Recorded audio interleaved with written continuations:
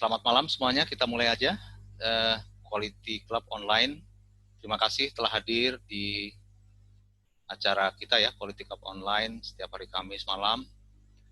Kali ini adalah topik yang sudah pernah saya bahas, yaitu mengenai sasaran mutu ISO 9001-2015.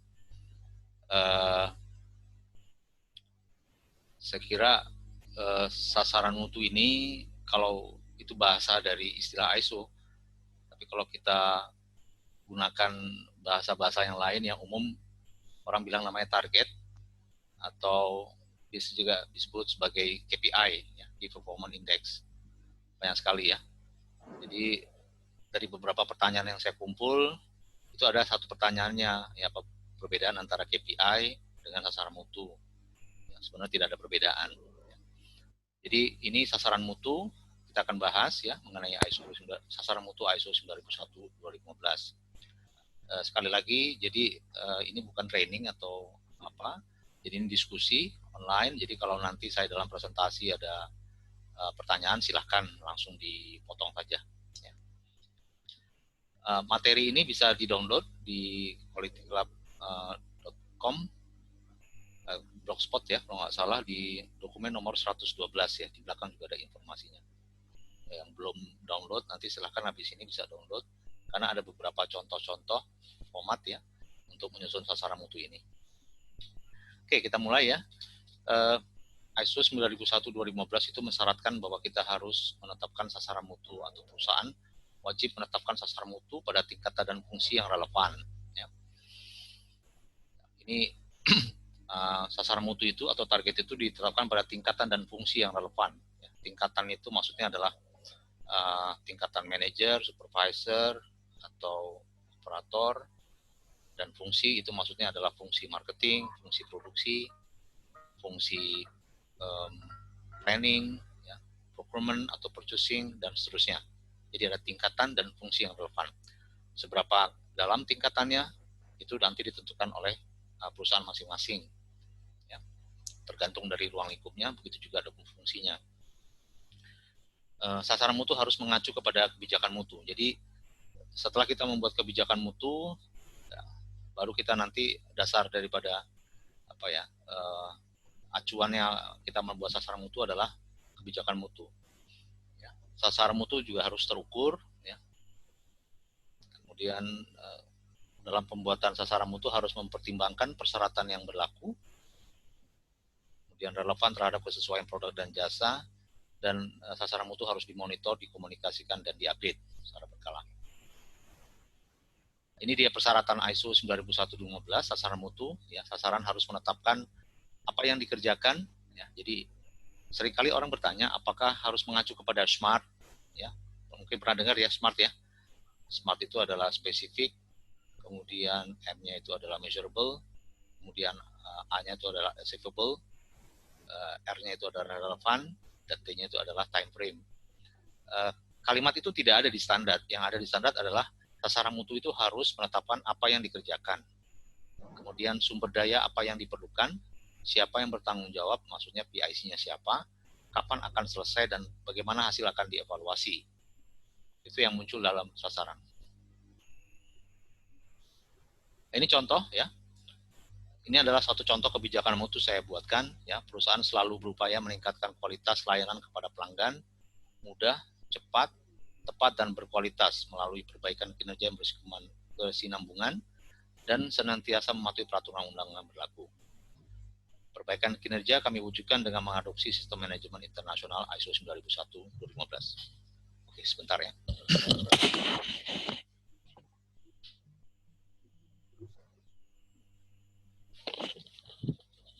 Mungkin dari teman-teman semua sudah menerapkan membuat kebijakan mutu. Ini sebagai contoh. Kebijakan mutu adalah dokumen yang pertama dalam perusahaan ya, menurut ISO ya, yang penting. Nah, setelah kita membuat kebijakan mutu, kalau kita lihat kebijakan mutu ini hanya berisi apa ya, semacam keinginan gitu, satu niat. Nah, niat ini dituangkan dalam sasaran-sasaran yang terukur, itu maksudnya. Ya. Jadi di sini kalau kita lihat ada beberapa yang bisa kita ukur ya, meningkatkan kualitas layanan kepada pelanggan, mudah, cepat, tepat, dan berkualitas ya, melalui perbaikan kinerja yang berkesinambungan, dan senantiasa mematuhi peraturan undang-undang berlaku. Di situ ada poin-poin mengenai mudah, cepat, tepat, dan kualitas. Ya, terus kemudian juga mematuhi peraturan undang-undang berlaku. Nah, dari poin-poin itu baru kita turunkan kepada sasaran-sasaran yang terukur atau sasaran mutu. Ya, jadi dasar kita membuat sasaran mutu adalah, dasarnya adalah kebijakan mutu. Perbaikan kinerja kami wujudkan dengan mengadopsi sistem manajemen internasional ISO 9001-2015. Jadi sekali lagi, sasaran mutu dasarnya adalah dari kebijakan mutu, bukan dari yang lain.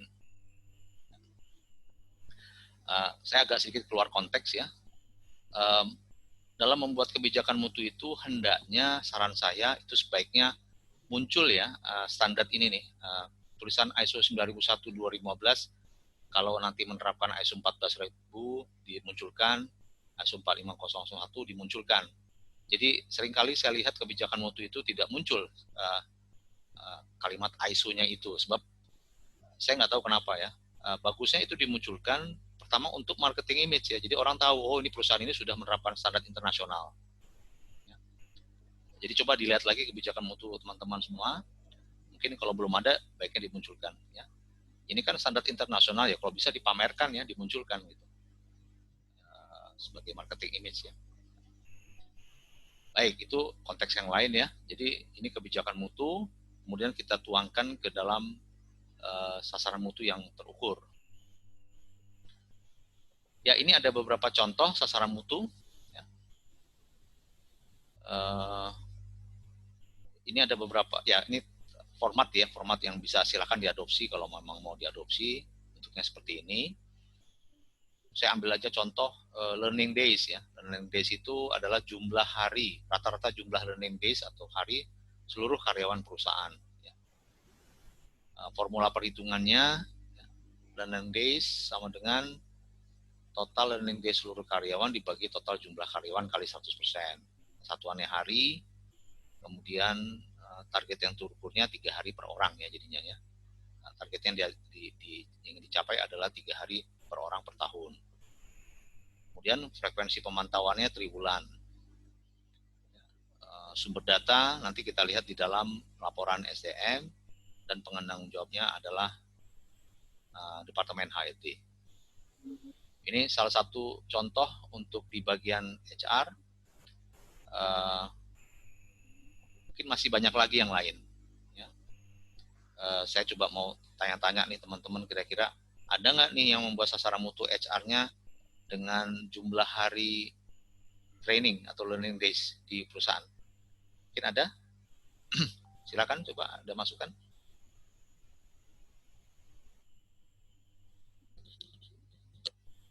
Atau ada yang bagian HR di sini? Nggak ada ya?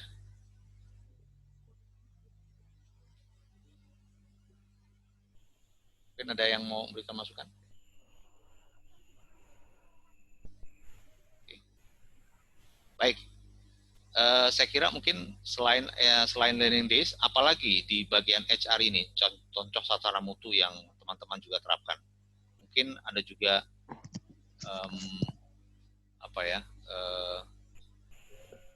absensi rate misalnya, ya, jumlah absensi rate ya, mungkin ditargetkan sekira-kira 90%. Terus kemudian juga kecepatan untuk mendapatkan karyawan baru misalnya, itu juga bisa menjadi satu bagian daripada itu. Ya. Oke. Untuk tempat kami ada sasaran mutu di HR-nya terkait turnover karyawan, Pak Ju. Turnover karyawan ya? Ya. Jadi artinya jumlah karyawan yang keluar dibagi total jumlah karyawan? Iya, betul Pak Jo. Ya, dikali 100%. Yang dikategorikan nanti yang kategori karyawan, penilaian karyawan kompetensinya yang bagus. Jadi kategorinya star gitu Pak Jo. Jadi yang selama ini penilaian karyawan kompetensinya bagus, tapi ternyata resign itu berapa persen maksimal gitu Pak Jo. Oh, oke. Ya. Wah ya, susah ya ngitungnya ya. Kalau misalnya jumlah turnover mungkin lebih mudah. Jadi cuma hitung total berapa yang keluar dibagi total jumlah karyawan kali 100%.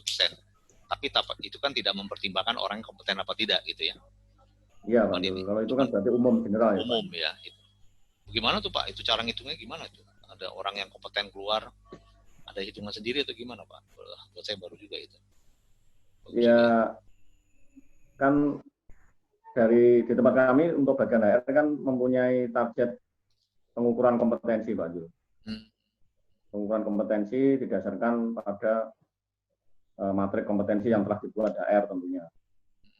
Nah, nanti dia memenuhi sampai poin berapa. Nah, maksudnya yang dikategorikan bagus itu yang matrik kompetensi nilainya berapa. Itu nanti diambil total semuanya, terus dari total yang kompetensinya bagus itu nanti menjadi dasar untuk penghitungan yang turnover tadi, Pak. Oke, ya. Ya, memang di HR itu persyaratan ISO 29001-nya adalah mengenai kompetensi ya. Kompetensi itu adalah mencakup 4 aspek ya, pendidikan, pelatihan, keterampilan, dan pengalamannya. Biasanya misalnya seorang jabatan, seorang administrasi itu apa pendidikannya, minimum pendidikannya, pelatihannya apa, pengalaman bagaimana, dan ya skillnya apa ya. Biasanya kompetensi itu dijabarkan dalam job description ya. Seperti itu. Terima kasih Pak Joko. Mungkin ada masukan lagi yang lain kaitan dengan sasaran di HR? Jadi ada turnover, ada asumsi rate ya. Jadi, ada juga sih Saya mau tanya deh Pak sekalian. Ya Pak Aditya, silakan Pak. Tadi kan dikatakan bahwa sasaran mutu harus mengacu kepada kebijakan mutu ya Pak ya. Betul. Jadi bagaimana caranya agar memastikan ya sasaran mutu itu memang mengacu ke kebijakan mutu itu? Betul Pak, ya itu bagus sekali pertanyaan. Jadi ini sasaran mutunya, tadi kan artinya learning base itu artinya kalau misalnya kita mempunyai sasaran yang learning yang lebih lama itu orang orangnya berkompeten ya. Kalau berkompeten itu ujung-ujungnya dia bisa melakukan satu pekerjaan yang berkualitas ya. Jadi di sini berupaya meningkatkan kualitas layanan kepada pelanggan Pak. Ini maksudnya penjabarannya di situ. Jadi harus ada kayak semacam penjelasan ya. Betul. Kenapa KPI ini ditetapkan gitu ya. Misalnya betul. Tadi tentang absensi misalnya ya. Kenapa absensi itu ditetapkan sebagai sasaran mutu gitu kan. Betul. Ya. Terkait dengan kebijakan mutu itu. Betul. Ya. Walaupun banyak orang bilang absensi rate itu kayaknya nggak ada hubungan dengan kualitas. Tapi kalau memang kebijakan mutunya menyatakan soal itu, maka saya kira bisa ya. Misalnya cepat, mudah. Bagaimana orang bisa bilang cepat atau mudah kalau orangnya jarang datang gitu. Banyak sakit misalnya. Saya pernah menemukan satu kebijakan Pak Aditya di satu sekolah madrasah ya, madrasah kalau nggak salah itu kebijakan seperti ini. Jadi membuat apa ya, pokoknya siswa yang berakhlak gitu loh. Nah, ukurannya apa? Ya, makanya itu sasarannya susah itu. Hanya yang di atas yang bisa ngukur ya Pak. Kalau berakhlak itu berarti mungkin makanya itu yang saya pikir kebijakan mutu itu harus kan ada aturannya ya, mungkin nanti berikutnya kita bahas mengenai kebijakan mutu. Tetapi dasar daripada membuat sasaran mutu itu harus dari kebijakan, itu yang benar seperti itu. Dan memang bedanya seringkali orang antara visi dan misi dan kebijakan mutu itu perbedaannya. Saya kira mungkin visi dan misi itu yang belum membumi ya. Kalau kebijakan mutu sudah membumi istilahnya gitu. Jadi mohon dibuatlah kebijakan mutu yang sesuai dengan kondisi situasi perusahaan ya. Ada lagi silakan yang mau bertanya atau memberikan tanggapan. Kalau kita bisa sharing gini jadi lebih enak ya. Jadi bisa lebih ada masukan nanti. Kalau format ini itu bebas ya. Saya ngambil aja ya seperti ini. Mungkin mau diambil silakan. Ya, ini saya kira sudah cukup jelas. Kadang-kadang susah untuk menentukan formula ya Pak. Misalnya zero accident itu formulanya gimana? Ya zero aja Pak, kosong gitu ya, nol kejadian. Nggak usah pakai formula. Bisa gitu. Baik, saya lanjutkan ya. Oke. Nah, ini contoh sasaran mutu keluhan pelanggan teratasi ya. Rasio yang menyatakan jumlah keluhan pelanggan teratasi dibandingkan terhadap total jumlah keluhan pelanggan pada periode tertentu ya. Jadi kita punya seringkali saya lihat sasaran mutu itu tidak ada komplain. Saya kira biarkan customer komplain gitu. Cuman persoalannya sekarang berapa yang kita harus atasi. Jadi misalnya Kita komplain misalnya 20, terima komplain 20 per bulan, berapa yang kita inginkan yang tercapai? Misalnya 98%. Jadi artinya dari 20, 18 setidaknya terjawab. Itu yang saya kira lebih baik ya. Keluhan pelanggan teratasi, rasio yang menyatakan jumlah keluhan pelanggan teratasi dibandingkan terhadap total jumlah keluhan pelanggan pada periode tertentu. Formula perhitungan keluhan pelanggan teratasi itu adalah jumlah keluhan pelanggan teratasi dan total jumlah keluhan pelanggan dikali 100%. Ya. Satuannya adalah persentase dan targetnya diukur ada 98%. Kenapa nggak 100%? Karena mungkin nggak visible ya. 100% jadi 98%. Tadi saya bilang kalau ada 20 komplain masuk, mungkin kira-kira 19 atau 18 sudah tercapai, itu sudah mencapai target.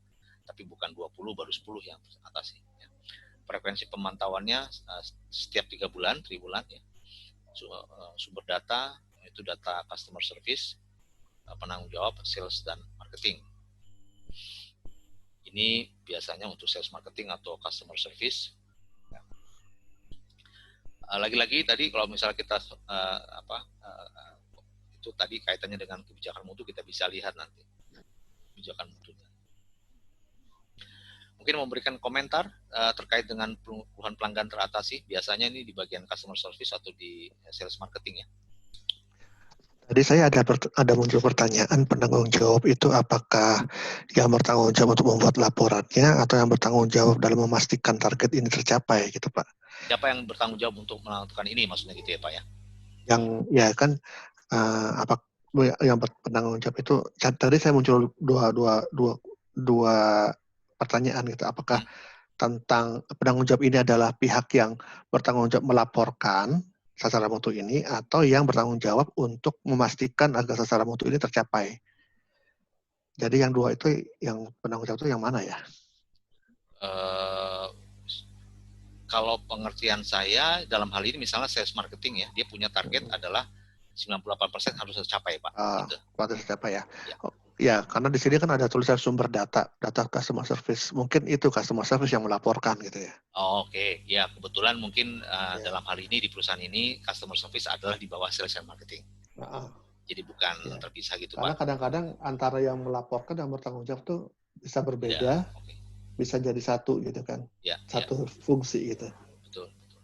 Kemudian juga ada pertanyaan yang diajukan, siapa yang membuat sasaran mutu? Ya tentu masing-masing divisi. Bagaimana cara pembuatan sasaran mutu? Biasanya kita lihat benchmark ya dengan satu ini, terus kemudian ya kalau misalnya dari sini kita lihat data customer service, kita perhatikan, terus kita targetkan berapa. Berikutnya saya coba ke yang berikutnya. Ini yang berikutnya adalah ya mungkin untuk apa nih, untuk MR ya, atau manajemen representatif, atau untuk auditor.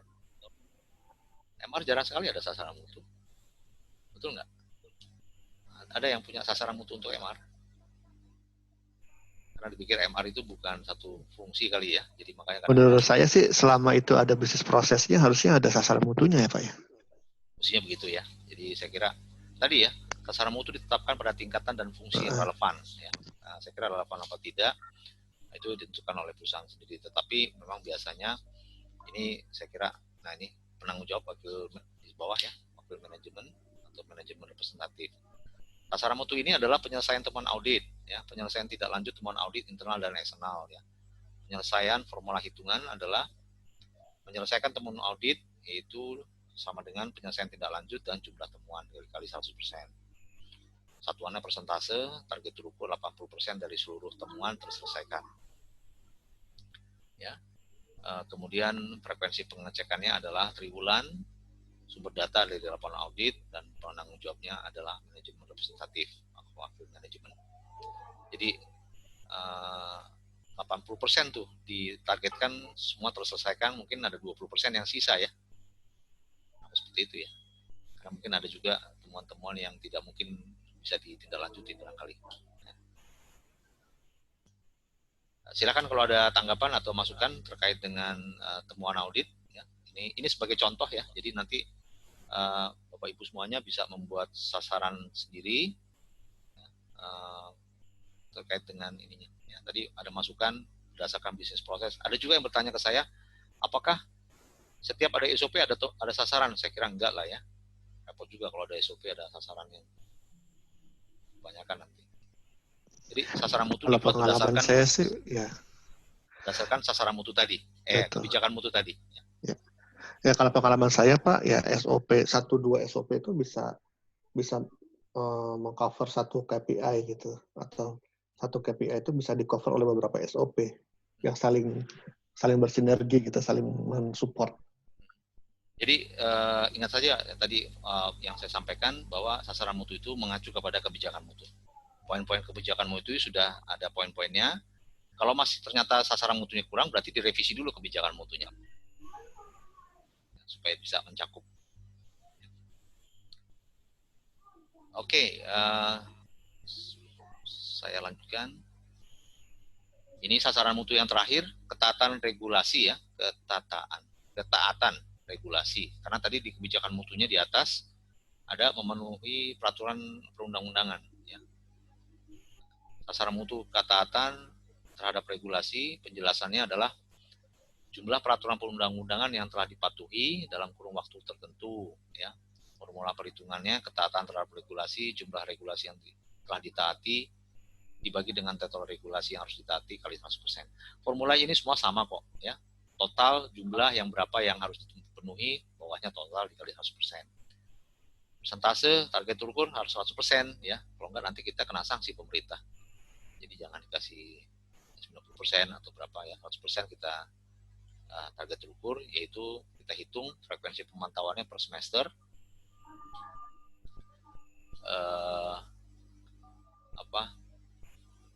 kemudian sumber datanya di laporan manajer legal, ya, dan penanggung jawabnya adalah legal. Ya. Ada nggak nih yang teman-teman yang menetapkan sebagian legal sebagai ketaatan terhadap regulasi?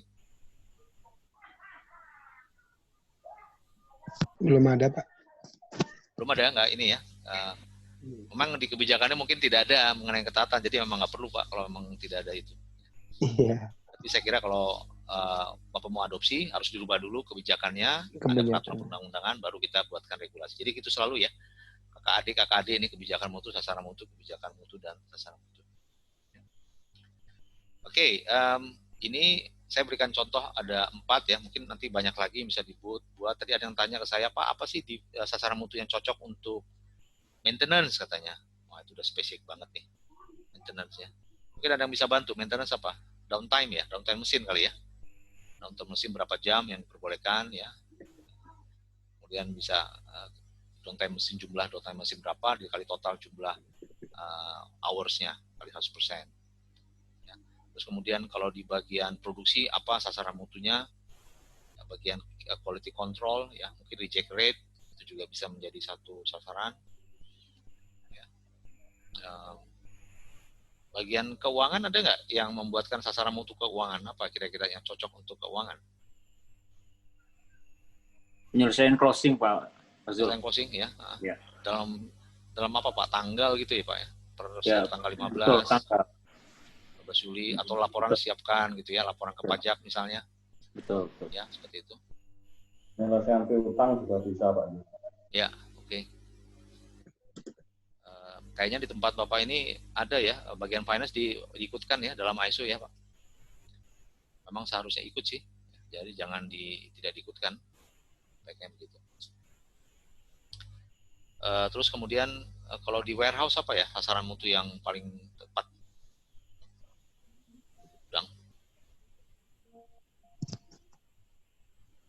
Kalau di tempat kami warehouse ada sasaran mutu akurasi data antara stok dan akurasi data antara real dan data Pak. Berapa Pak? 100% akurasinya? Antara 100%? real barang. Ya. Targetnya kita tetapkan minimal 95% Pak. Jadi 5% boleh hilang lah ya. Ya, boleh bukan berarti hilang, cuman tidak sesuai gitu Pak. Sesuai ya. Jadi, misalnya datanya 3, ternyata real barangnya cuma 2, misalnya kayak gitu Pak. Kemudian ketepatan pengiriman ya bisa juga kan Pak. Ketepatan pengiriman ya, sesuai schedule ya. Misalnya itu juga bisa menjadi satu ini.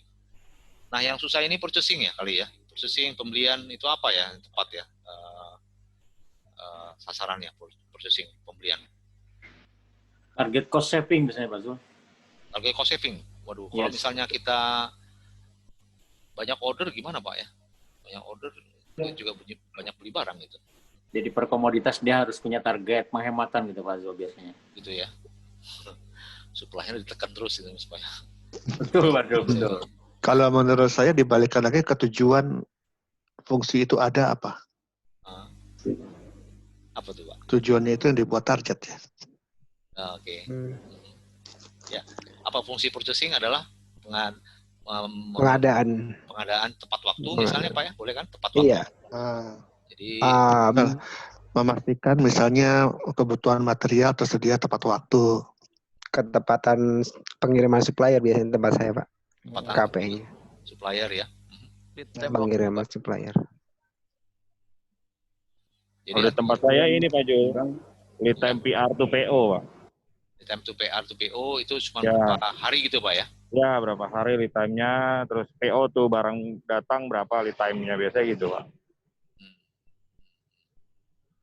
Oke. Ya. Jadi nanti bisa dalam satuan jam atau hari itu Pak? Satuannya hari Pak. Hari ya? Nanti dikonversikan jadi persen pada saat kumulasi dari akhir bulannya biasanya persen ketepatannya. Atau mungkin tadi tujuan dari purchasing juga untuk mengadakan barang yang sesuai dengan spesifikasi ya. Iya betul. Kesalahan spesifikasi artinya kita memiliki supplier yang bagus gitu, yang selalu sesuai spesifikasi, yang ujung-ujungnya ada evaluasi dan ada seleksi supplier ya. Iya Pak. Jadi seperti itu ya. Itu terus kemudian purchasing sudah ya, kalau sales sudah gampang lah ya. Sales angka rupiah atau angka dolar ya per bulan itu sudah jelas ya. Biasanya di perusahaan itu yang ada tuh sales targetnya adalah orang-orang sales ya. Yang lain nggak ada target. QC biasanya reject rate ya misalnya. Terus kemudian maintenance tadi sudah dijelaskan, downtime daripada itu. Sebenarnya berapa sih sasaran mutu itu per departemen? 5, 3 atau 1? Gimana pengalaman? Kayaknya banyak-banyak ya satu bagian ini. Kalau saya hampir setiap SOP ada sasaran mutunya Pak. Sasaran mutunya ya, baru. Ya. Jadi kalau ada 20 Pak ya atau lebih ya? 20. Iya Pak. Bagus juga sih, jadi tercapai apa tidaknya SOP itu kan Pak ya? Dengan sasaran tadi ya? Iya benar Pak. Walaupun tadi ada masukan juga, satu sasaran itu bisa mencakup 3 SOP misalnya. Ya. Juga seperti itu ya. Tapi ini satu-satu ya, sebagai targetnya. Memang di ISO tidak disyaratkan, tadi kan dibilang ditentukan sesuai tingkatan dan fungsi yang relevan ya. Kalau itu, tapi ya kita masing-masing berbeda adalah berdasarkan SOP yang dibuat dan berdasarkan yang lain lagi. Terus ngapain kita buat sasaran sebenarnya?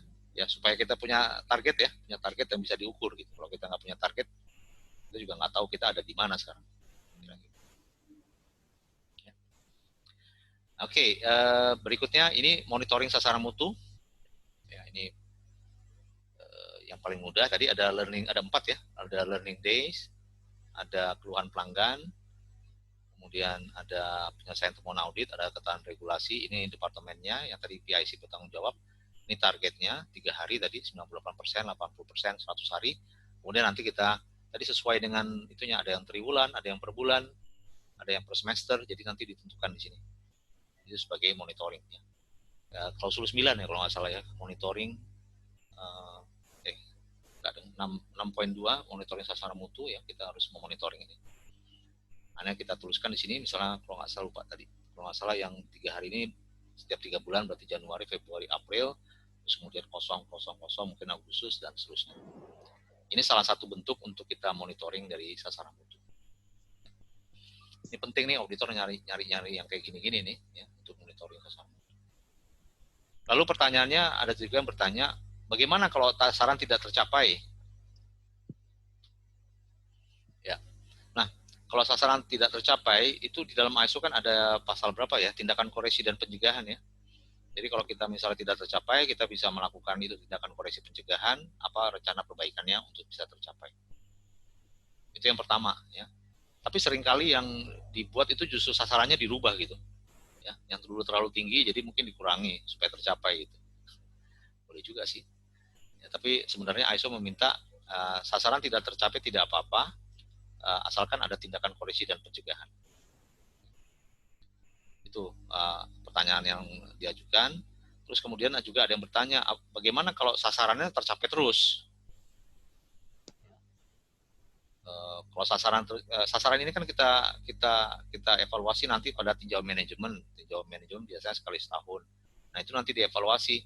Kalau memang selalu tercapai terus, ya mungkin nanti setiap tahun kita akan revisi lebih tingkat lagi dan seterusnya. Begitu kira-kira bila sasaran tidak tercapai maupun tercapai.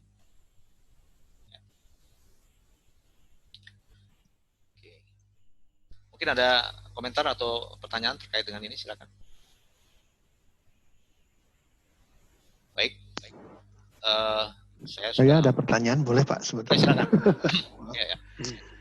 Saya baca di 441 ya, persyaratan 441C itu kan organisasi diminta untuk menentukan dan menerapkan kriteria metode including monitoring, measurement, and related performance indicator. Berarti di sini ada performance indicator juga. Ini bedanya dengan sasaran mutu itu apa ya? Salah satu kita performance indicator ini adalah ini Pak, sasaran mutu.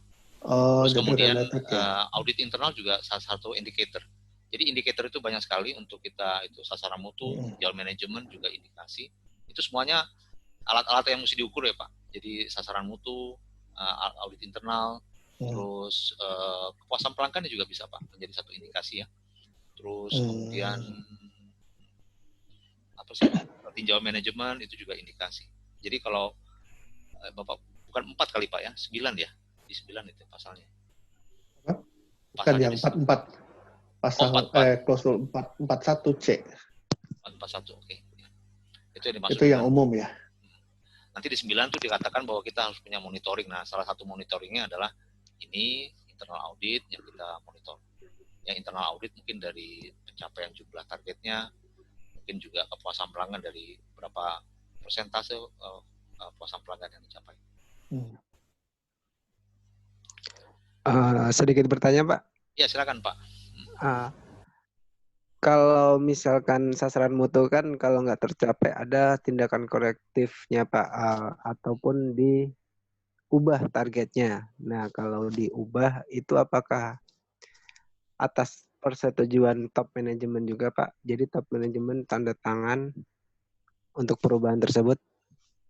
Ya, tadi ada dua kan, tadi saya bilang kalau misalnya tercapai atau tidak tercapai ada dua kemungkinan, kita mesti ada tindakan perbaikan. Tapi kalau misalnya tidak tercapai lagi ya berarti kan ada kesalahan mungkin dalam pencapaian target ya. Karena orang kadang-kadang waktu membuat target itu asal buat aja gitu. Ya, mestinya kan kita mesti lihat dari data-data yang ada. Sayangnya data kita nggak punya ada, jadi makanya kita harus misalnya contoh nih 3 hari dia main tetapkan aja 3 hari. Ya. Puluhan pelanggan teratasi misalnya aja 35%, tapi tidak berdasarkan data-data. Nah, kalau tindakan koreksi, saya kira itu nanti Bapak bisa tetapkan, misalnya sekali atau 2 kali tetap tidak tercapai, maka saya kira dirubah. Nah, kalau perubahan itu tentu Pak harus dari persetujuan dari sasaran mutu Pak, dari direkturnya. Karena misalkan pada saat berjalannya itu Pak, contohlah marketing ditargetkan sekian rupiah, tapi dalam perjalanan itu di bulan berapa karena terjadi wabah kayak gini kan penjualan merosot. Nah itu pasti akan dirubah Pak. Saya kira bukan hanya sales saja Pak, tapi yang lain juga dirubah. Ya. Ya itu juga ada pertanyaan kalau nggak salah di Quality Club tadi, apakah ada sasaran untuk COVID? Itu salah satunya ya Pak. Ubah target itu karena memang realistisnya nggak kita harus rubah ya, semua pada lesu, perekonomian lesu, apalagi sekarang saya dengar juga makin ini ya, makin lesu ini. Saya kira itu boleh Pak. Forumnya sih di tinjau manajemen atau dengan tinjau manajemen itu artinya di mana direksi juga terlibat dalam rapat itu ya. Berarti kalau untuk tinjauan manajemennya 1 kali, tapi dijalankannya bukan pas pada jadwalnya, nggak apa-apa, Pak? Apa-apa ya, apa-apa sih. Bisa 2 kali atau 3 kali gitu, Ada yang masalah. orang melakukan tinjau manajemen setiap bulan, Pak. Ada ya. Jadi kan tinggal manajemen itu ada 7 agenda ya. Iya. Nah, agendanya salah satu adalah mereview sasaran mutu kan. Iya. Dilakukan gitu ya. Jadi gini ya, Bapak Ibu semuanya, saya belum membuat satu diskusi online nanti mengenai tinjau manajemen. Jadi tinjau manajemen itu yang dilakukan biasanya dalam rapat ya. Tetapi sebenarnya kalau seorang manajer itu melaporkan kepada manajemen dalam bentuk laporan produksi, laporan itu juga sebenarnya sudah tinjau manajemen, Pak. Ya, dalam agenda tertentu ya. Itu juga satu. Jadi yang permudah gitu ya. Jadi kita melaporkan seorang manajer produksi melaporkan laporan produksi itu adalah salah satu tinjau manajemen ya, di agenda nomor berapa gitu. Terus sehingga sasaran mutu dilaporkan oleh manajemen representatif, itu sudah melakukan manajemen tinjau manajemen. Ya, gitu. Baik, ini yang terakhir ya. Yo, silakan Pak. Kalau di tempat kami untuk sasaran mutu atau KPI itu tiap bulan kami ada review KPI namanya Pak. Jadi nanti semua pimpinan departemen meeting bareng untuk melaporkan performa dari pencapaian sasaran mutunya masing-masing Pak. Itu adalah bagian daripada rapat tinjau manajemen sebenarnya ya. Cuman belum tuntas semuanya karena salah satu ya, agenda Pak, baru. Betul Pak Jo. Jadi ya Pak Jo, jadi rutin tiap bulan Pak Jo. Betul.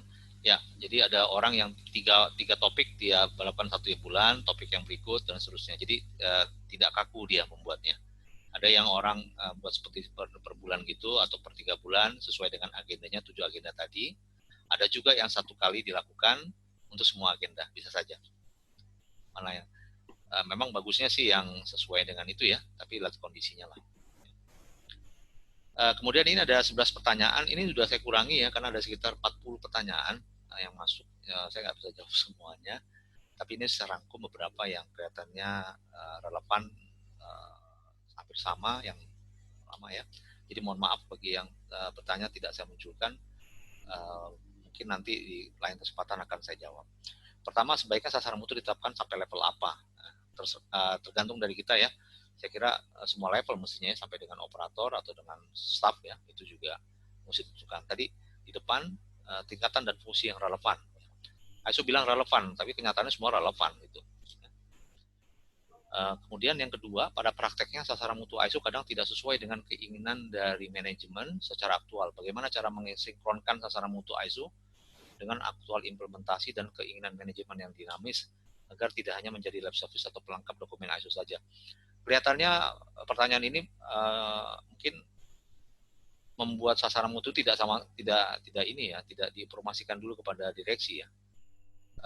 Jadi mestinya direksi juga dilibatkan atau setidak-tidaknya membuat laporan di draftnya gitu ya, baru disetujui. Sehingga jangan diputuskan level bawah terus nanti dijalankan ya, itu makanya tidak sesuai dengan keinginan manajemen ya. Nomor 3, jika sasaran mutu sudah tercapai, terus bagaimana tindakan harus dilakukan terkait sasaran mutu tersebut ya. 3 dan 4 yang sudah saya jawab ya. Kalau tidak tercapai terus ya kita nanti tingkatkan lagi, lebih ketat lagi ya. Jika sasaran mutu tidak tercapai, terus bagaimana tindakan yang harus dilakukan terkait sasaran mutu tersebut ya. Tadi sudah kita bahas. Bisa itu kita lakukan tindakan koreksi pencegahan dan sudah kita lakukan perbaikan ternyata tidak tercapai, maka kita lakukan berubah. Contoh di masa pandemi COVID ini 19 ya. Apakah sasaran mutu merupakan turunan dari visi? Bukan ya, turunan dari kebijakan mutu. Apakah sasaran mutu bisa dibuat berdasarkan SOP? Boleh saja. Ya. Setiap SOP dibuatkan sasaran mutunya. Apakah metode SMART, specific, measurable, achievable, relevant, time frame ya? Jadi banyak orang menggunakan sasaran mutu dengan metode SMART ya. Spesifik, unik maksudnya ya. Measurable, dapat terukur. Achievable, dapat tercapai ya. Jadi bukan langit-langit tadi. Relevan itu artinya sesuai dengan fungsinya. Time frame itu ada batas waktunya ya, 3 bulan, 4 bulan. Menjadi keharusan dalam menyusun sasaran mutu organisasi. SMART itu tidak muncul di dalam standar ISO. Ya. yang tadi yang di standar ISO itu muncul adalah apa yang harus dilakukan, bagaimana cara sumber daya apa yang diperlukan, kapan harus dievaluasi di slide saya yang pertama tadi. Kemudian siapa saja yang terlibat dalam membuat sasaran mutu? Ya, saya kira ini setiap departemen, ya, manajer bertanggung jawab untuk membuat sasaran mutunya. Nanti bisa harus di-approve oleh direksi. Kemudian 9, apakah pembuatan sasaran mutu harus dihadiri oleh direktur utama? Hadir sih pun nggak perlu ya, tapi dia harus tahu, dia mesti approve sasaran mutu itu, supaya jangan nanti terkait dengan pertanyaan nomor 2 ya, nanti nggak sinkron lagi. Yang harus hadir itu di dalam rapat tinjau manajemen atau melakukan rapat tinjau manajemen itu wajib hadir. Ke-10, apakah penyusunan sasaran mutu merupakan tindak lanjut dari daftar risiko dan peluang atau merupakan penerapan kebijakan mutu? Bisa ya, bisa jadi dari daftar risiko ini, mungkin dari tabel risiko, terus kita membuat sasaran-sasaran yang terkait, bisa juga ya. Dan pertanyaan terakhir, apakah ada sasaran ISO 9000 terkait adanya pandemi COVID? Tadi sudah kita bahas, tentu ada ya, tidak ada yang terkena dampak lah ya. Saya kira itu juga salah satu target yang tidak ada terkena dampak COVID-19, COVID ya, wabah COVID ini. Baik, saya kira itu semuanya. Mungkin ada pertanyaan sebelum kita tutup pertemuan ini, silakan.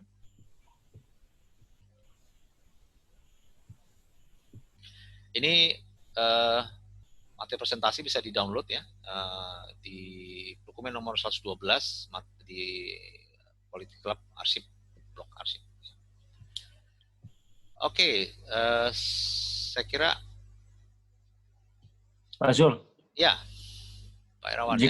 Jika kemudian ada satu proses yang disubkonkan kepada pihak ketiga gitu ya, atau ke vendor gitu ya, lalu bagaimana kemudian mendeliver KPI dari kita agar mereka juga bisa ikutin kita punya sasaran mutu gitu Pak Zul. Ya, pertama tadi Pak, sesuai dengan spesifikasi tepat waktu. Ya. Nah, kan kita punya target. Nah, target itu kita sampaikan nih. Nah, target kami adalah ketepatan waktu nomor 1 ya, spesifikasi. Ya. Ketepatan waktu untuk kirim si outsourcing tadi ya Pak ya. Betul. Ya, jadi ketepatan waktu pengiriman ya, atau ketepatan waktu penyelesaian proyek itu harus sesuai. Kalau enggak nanti saya evaluasi jadi jelek gitu. Kan ada evaluasi juga ya Pak, evaluasi supplier, evaluasi ini ya. Betul. Oke. Sebentar, ini ada yang terus di chat apa ya, sebentar. Oke.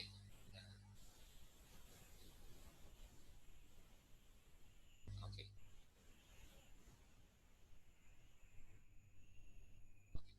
Baik, ada pertanyaan lagi mungkin terakhir? Kalau tidak ada, ya kita nanti ketemu lagi ya di Kamis yang datang. Saya belum tahu nanti topiknya apa. Saya kira nanti masih di ISO 9000. Ya kalau kita diskusi secara verbal gini mungkin lebih cepat daripada kalau kita pakai ngetik-ngetik ya. Ngetik-ngetik kadang-kadang yang ditanya apa, yang dijawab juga apa gitu. Karena sudah nggak nyambung. Kalau di sini kan kita bisa tanya jawab dan lebih jelas gitu ya. Saya mengucapkan terima kasih teman-teman semua sudah hadir ya, sudah mendengarkan. Silakan download di blog arsip Politik Club materi presentasi ini ya. Bisa di-download segera ya. Seperti itu. Sampai ketemu lagi. Terima kasih, selamat malam. Assalamualaikum. Terima kasih Pak Zul. Selamat malam. Terima kasih Pak Zul. Malam. Ya, terima kasih. Terima kasih Pak. Terima kasih. Selamat malam. Saya tutup.